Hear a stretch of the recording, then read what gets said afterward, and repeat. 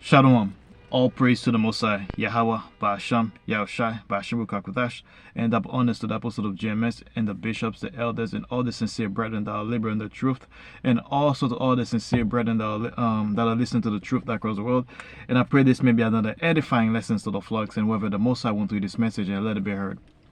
And before I begin the lesson, I will introduce the name of the Father, which is Yahweh, and the names mean He exists.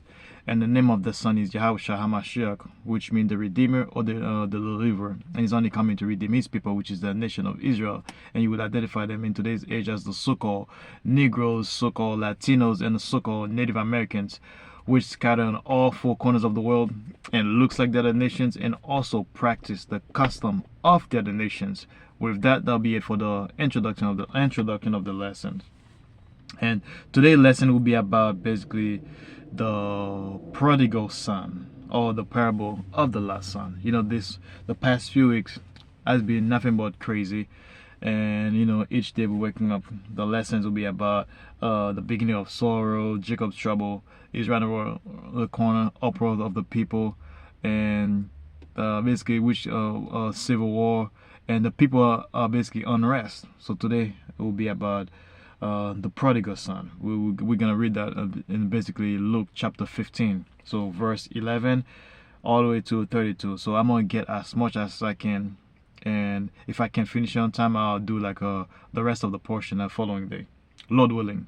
So Luke 15 verse 11, and today I'm going to read it basically in the NIV. And it says, parable of the lost son. In verse 11, to illustrate the point further, Yahushua told them this story. A man had two sons. So basically, from the beginning of the chapter, the Yahushua was basically speaking to all sort of people. He was talking to tax collectors and people that basically from all walk of life, which basically upset the Pharisees, which basically upset the Pharisees because they weren't happy. They was like, look at Yahushua, he's talking to all those tax collectors, the sinners, the adulterers. He's supposed to be talking to men of the Lord. So that was their point of view. So basically they was talking among themselves. What was that? They were complaining among themselves, I should say, man. And because of that, Yahushua was giving them various parables. And that one is one of them. Because one of the parables like if a man have 100 sheep and he lost one.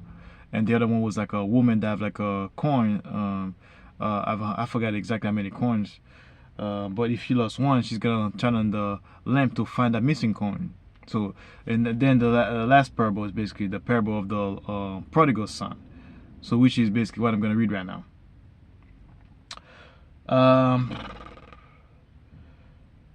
12. The youngest son told his father, I want my share of your estate now before you die. So basically, the man has two sons. You have a elder and a younger son. And the younger son came to the father, is like, look, Dad, I want my portion of the inheritance before you die. So give it to me right now. So his father agreed to divide his wealth between his sons. So basically the dad agreed to divide the wealth between those two sons. A few days later, this younger son packed all his belongings and moved to a distant land. So basically a few days later, after the father divided the portion of the inheritance and give them to the sons. So after a few days, the son packed all his belongings and he went to like a distant land, a faraway country. And there he wasted all his money in wild living. So basically he wasted all his money to that further country, man. Because he basically took all his money to like partying, doing all sort of things, wasting his money giving to people. About the time his money ran out. So after like a certain period of time, basically his money ran out. You can put that song like athletes, like those NBA guys. In this case, those NBA guys, they never have money in their life. So when they go to the NBA, they're making millions of dollars. Could be $60 million, $100 million. When they got that money, they're living lavish lifestyles, man. They got all their friends that they grew up to, which was on the bottom also. They hook up their families. They buy big mansions, big houses, multiple cars, buying jewelries. So they blow the money on everything, man. Constantly going on vacations. So they blew the money. So that's basically what that son was doing. In this case, that son was born in wealth. About the time his money ran out, a great famine swept over the land. So basically, after a little while, basically his money ran out, and there was like a great famine in that country that the younger son was at, and he began to starve. So basically, hunger took over. So basically, he couldn't find anything to eat. Basically, 15. He persuaded a local farmer to hire him. So basically, he begged like a farmer to hire him, and the man sent him into his field to feed the pigs. So basically, the man that he begged to hire them sent him to the field so where he can feed his pigs. The young man became so hungry that even the pods he was feeding the pigs looked good to him. So basically, that young man became so hungry, he started the food that the pigs normally eat starting to look good for him. Because when you are hungry, even the food that you completely despise became tasty. But once you start, when your stomach is full, you're like, oh, what did I just eat? Like me, I hate cornmeal. Haitians. I'm a so-called Haitian. But the Haitians love making cornmeal. That's like one of the favorite Haitian dish. And even right now, I despise that cornmeal. I don't eat it at all. And sometimes my mom used to. I remember when I was younger, my mom used to force me to eat it. I'm like, oh, I hate that.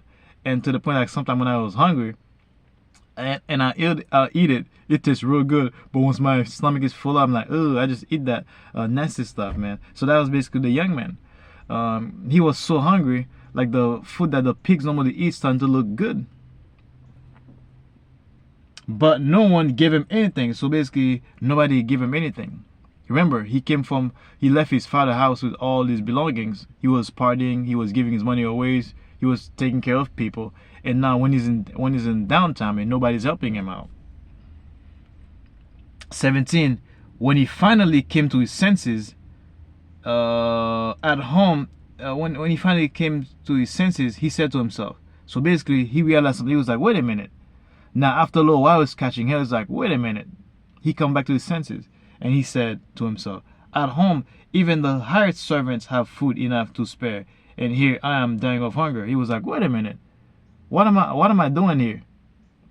At my father's house, even my servant that my father hired have enough food to spare. And what am I doing here dying of hunger? So reality kicked in.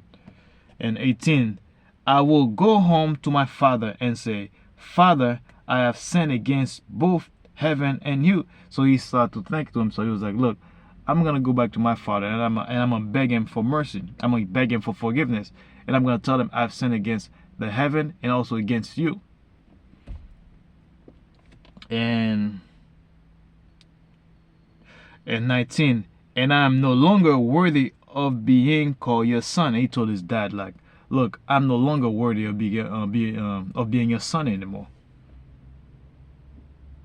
Please take me on as a hired servant. So basically, he begged his father to take him not as a son, but as one of the servants. In verse 20, so he returned home to his father. So basically, he came back to his father's house. And while he was still a long way off, he saw his father. While he was still a long way off, his father saw him coming. So basically, as he was returning home, while he was a little bit distant, his dad saw him. Basically, filled with love and compassion, he ran to his son, embraced him, and kissed him. So basically, while he was getting back home, his father saw him from a distance. He saw that. He was probably like, wait a minute, is that my son? Let's just say there was like a servant next to him. He was like, hey, is that my son coming over there? Let you know, sometimes you see somebody far away, like you can't really tell. You like, wait a minute, is that who I think it is? Let me approach a little bit. And when his father's noticing that was him, he was like, oh shoot, that is my son. He ran over to him filled with joy, and basically kiss him and embrace him, basically hug him and kiss him. And 21, his sons said to him, Father, I have sinned against both heaven and you, and I am no longer worthy of being called your son. So when the son saw him, he was ashamed. He was like, look, Dad, I've sinned against both the heaven and you, and I'm no longer worthy of being your son. So basically, the son was very ashamed. He was embarrassed. He said, I no longer feel worthy to be called your son anymore. Because if you remember the verse earlier, he said like, I'm gonna tell you, instead of being your son, I want to become like one of your servant. That's how low he think of himself now. And 22, but his father said to the servants, quick, bring the finest robe in the house and put it on him. So when the father saw him, the father called one of the servants, like, hey, hurry up, go grab one of the finest garment and bring it so I can put it on him. And get a ring for his finger and sandals for his feet. So his father told him, yeah, basically the father told him, hey, go get him like a ring to put in his finger, and basically shoes to sandals to put on, a sandal for his feet. So that's what the father told the servant. So the father instantly taking care of him. And 23, and kill the calf we have been fattening. We must celebrate with the feast. So and the father told the servant, hey, go get the go get the calf that we've been fattening. So basically like the young calf that's becoming an adult. So get the biggest, youngest one basically, man. And so we can feed him. And let's just make a feast, which is a party. And let's party because the son just returned. 24, for this son of mine was dead and now has returned to life. So basically the father was like, look, man, my son for this son of mine was dead and now has returned. So basically the dad was like, look, my son was dead and now he's returned. He was lost but now he's found. So he was lost. How was his loss? Because he went to like a faraway country away from his family. So basically it was like a lost sheep basically. But now he's found. But now he's found because he's returned back to his father. So the party began. So basically the feast basically beginning. 25. Meanwhile, the older son was in the fields working. When he returned home, he heard music and dancing in the house. So basically, while all this thing was happening, the elder son was still in the field working. So when he came home, he heard music and people dancing, probably singing also. And so he probably was like, what the heck is going on? And he asked, 26 said, and he asked one of the servants what was going on. So basically, when he heard all those commotions, he asked one of the servants. Basically, one of the servants, like, he asked him, hey, what's going on here? What's all the commotions? He probably something like that he was saying. And 27, your brother is back, he was told. And the servant told him, hey man, your brother's back. The younger brother's back. And your father has killed the fattening calf. So basically his dad killed the fattening calf. We are celebrating because of his safe return. So basically they were celebrating because he's come back home safe. And 28, the older brother was angry and wouldn't go in. So when the older brother heard that, he was basically angry. He didn't want to go in the party. His father came out and begged him. So when the father heard that, his basically dad came out and begged him to come. He was like, come celebrate with your brother, man. Your brother that was gone, he's finally came back home. Let's celebrate with him. And let's see what he says. And verse 29 says, but he replied, all these years I've slaved for you and never once refused to do a single thing you told me to do. No, let me read it again. He says, but he replied, all these years I've slaved for you and never once refused to do a single thing you told me to do. So basically the elder brother was angry. He was like, look, man, look, Dad, all these years I've been working for you, man. Not once that I've never disobeyed you. Everything you told me to do, I've done everything. And he said, and in all that time, you never gave me even one young goat for a feast with my friends. He's like, all these years, man, you've never given me one goat so I can go out and party with my friends. 30. Yet when this son of yours come back after squandering your money on prostitute, you celebrate by killing the fattened calves. So basically, the eldest son was angry. He was like, yeah. When that son of yours came back, which is the younger son, he was like, when the younger son came back after wasting all his money on prostitute, and now you celebrate him by killing the fattening calf. So basically, the older brother was furious. His father said to him, "Look, dear son, you have always stayed by me, and everything I have is yours." So basically, the father told him, "Look, son, you've always stand by my side. So whatever I have is already yours to begin with." So that's what the father told the eldest son. We had, what was that again? His father said unto him, yeah. So verse 32. Oh, did I read that verse already? Okay. Oh, yeah, I did read that. So verse 32. We had to celebrate this happy day, for your brother was dead and has come back to life. He was lost, but now he is found. So basically, the father told the son, like, look, we have to celebrate this happy day because your brother was dead and he come back to life. He was lost, now he is found. So that was basically the chapter.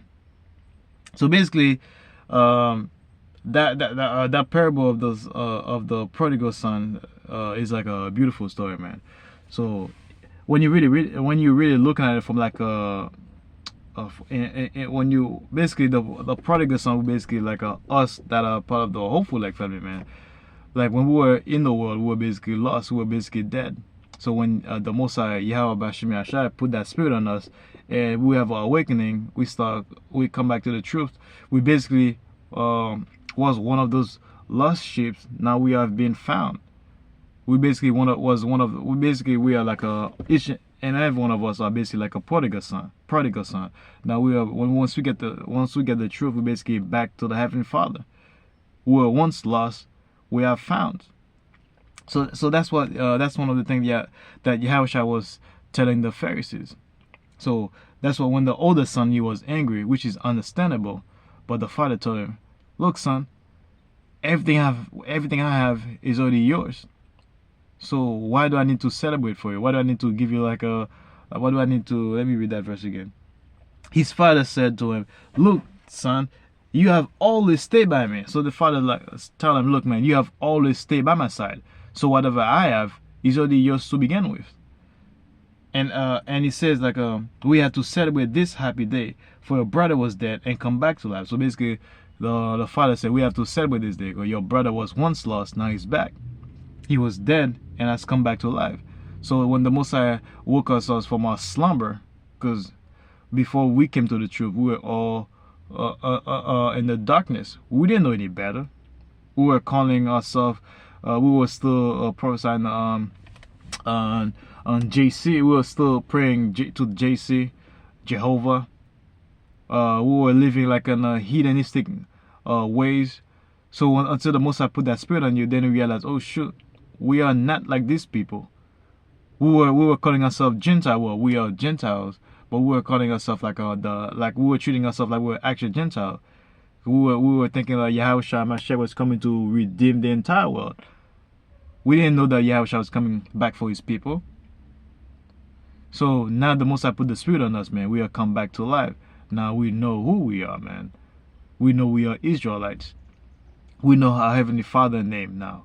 He's Yahweh. It's not Jehovah or Yahweh or God. We know the Son name is not Jesus Christ or Jesus Christo, Jesus Christ, Yeshua. We know the name is Yahushua HaMashiach, which means the Redeemer or the Deliverer. And we know that he's not coming to save the whole world like John 3:16 said, like the average Christian always said. When he said the world that he was coming to save was the world of Israel. That's exactly what he said, man.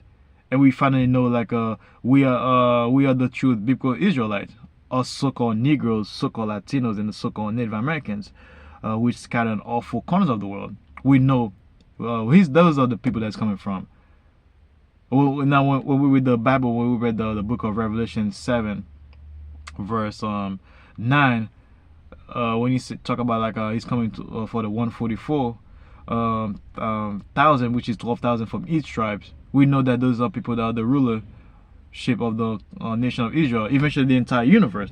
And when he's talk about the big multitude, we know that, oh shoot, that multitude is not the other nation. It's basically the Israelite that lived among the other nations and looks like the other nations. We have all those understandings. And so now we no longer call ourselves those bywords anymore, man. Negroes, Latinos, Native Americans, or whatever label Esau put on you, man. We call ourselves now Hebrew Israelites, and from whatever respected tribe you come from. Like I'm a Hebrew Israelite from the tribe of Levi. So we have the whole truth now. That's one of those blessings. So that's it for the lesson, man. I pray that was another edifying lesson to the flocks, and whether the Most High want through this message, and let it be heard. With that, I'd like to say, Shalom.